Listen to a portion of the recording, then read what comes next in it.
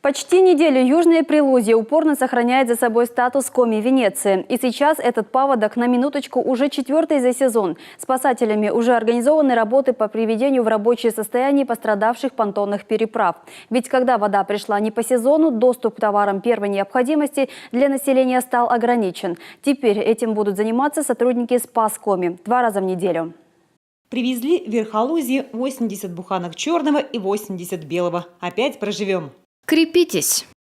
Из-за неожиданно разлившейся воды посетить южную часть района с запланированным рабочим визитом не смогла даже руководитель Прилузской администрации. Еще в понедельник она информировала граждан о личном приеме в селе Верхолузье, поселке Вилдория и деревне Оньмесь. Но на следующий день выезд отменила.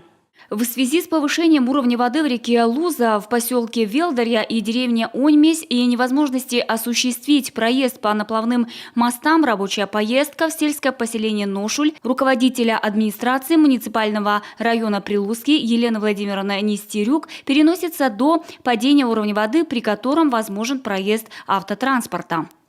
Стоит отметить, для жителей такая ситуация не в новинку, повторяется ежегодно. Именно южная часть района является самой проблемной. Сегодня вода уходит за последние 2 суток уже более чем на 1,5 метра. Впрочем, спасателям еще предстоит быть наготове. Впереди новая волна дождей, а значит и новый паводок. Ольга Ануфриева, Любовь Филиппова, телеканал Юрган, Прилузский район.